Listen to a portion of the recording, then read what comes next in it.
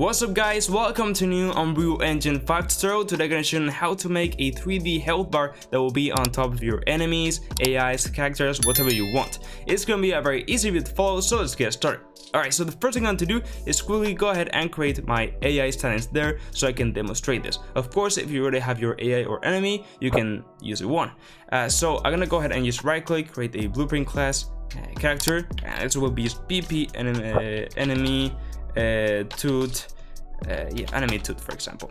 Let's go ahead and just open this up. So first of all, I'm gonna just quickly go ahead and place a character, for example, queen, simple, there we go, and just put it into place, there we go, and just go ahead and put the enemy class to be on queen. So we'll have some idle animations. There we go, great. So what we're going to do right now is go into bin graph, and I'm gonna create a health variable. Now I do have a health tutorial, so if you want to go ahead and check that out and check it out.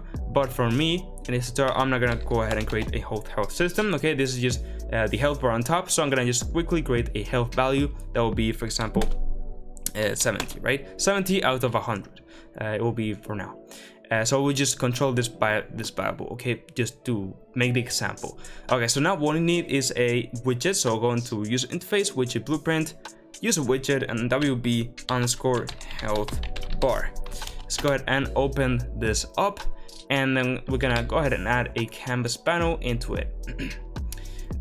Now what we need now is a progress bar, so let's go ahead and drag it. Let's just put it in the center and put the position X and Y to be 0, 0, and then in the alignment put this to be on 0.5 and 0.5, so it will be perfectly in the center.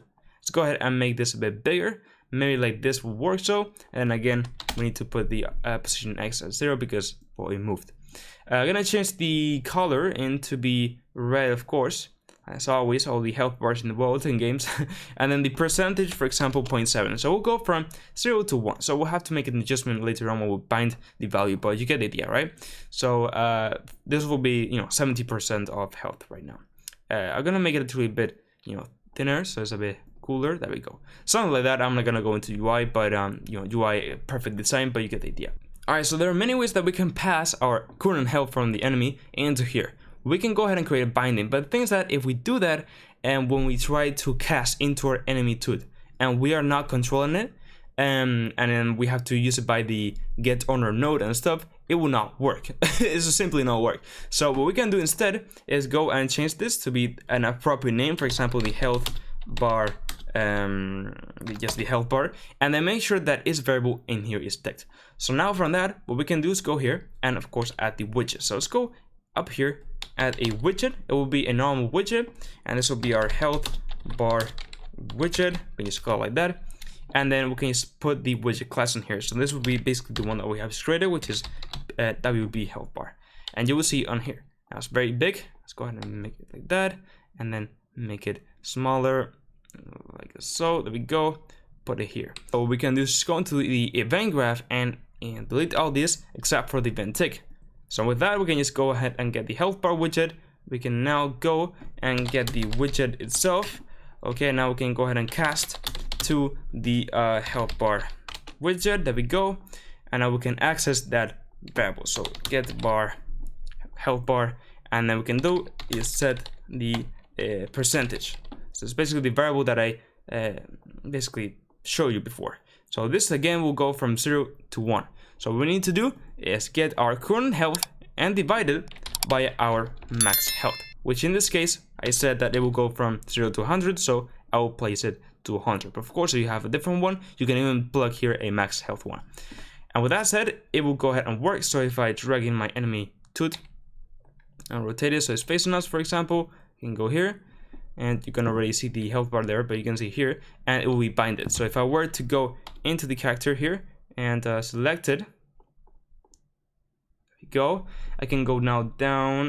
Well, I need to showcase it, sorry, I need to bind it. So quickly, let me go into the enemy tooth and just open these eyes, so it will be public. This will mean that I can just go from here, select it, and then be able to change. So for example, if we put it to 20, you can see that now it's at 20 of health. If I put it to 100, it will be full health. If I put it to 0, it will be 0. If I put it to 50, it will be half of it. So you get the idea. Now, our problem right now is that if we turn, you can see that the health bar is not following it. So there's many options that we have. we can also close the health bar already. Now an option will be to go here and set it to be a screen. So we compile and save, you will see that it will now always be like not basically in a wall position, but always in there. But I think that this might not be the best option because first of all, it will always go and render on top of everything. And then also if we go very, very far away, the health bar will not change basically the size. So instead, what I will do is go and set it back to weld, and I'll go in the event graph, and what I will do right in the event take 2, right after we set the percent, is get the health bar widget, set the weld rotation, and then make this node, which will just find look, if I know how to type, find look at rotation. So here what we're gonna do is just find the rotation between 2 points. In this case, it will be this get weld rotation, location from our health bar widget, and then from the camera. So we're gonna use just this node, which is the get camera manager, and this will just find the camera from the player, and then we can get the weld location once again from the transform component and plug it in target. Now you will see that now press play, it will always be there, and it's in a 3D space, and the size will change, and there we go. So you can customize it as you want, and again I can change the value and it will update from the health bar until the enemy. So with that said, guys, if you found this tutorial helpful, I would really appreciate you to like the video and subscribe to my channel. I have lots of Unreal Engine 5 tutorials, so go ahead and check them out. Join my Discord server, and now just, well, I said bye bye.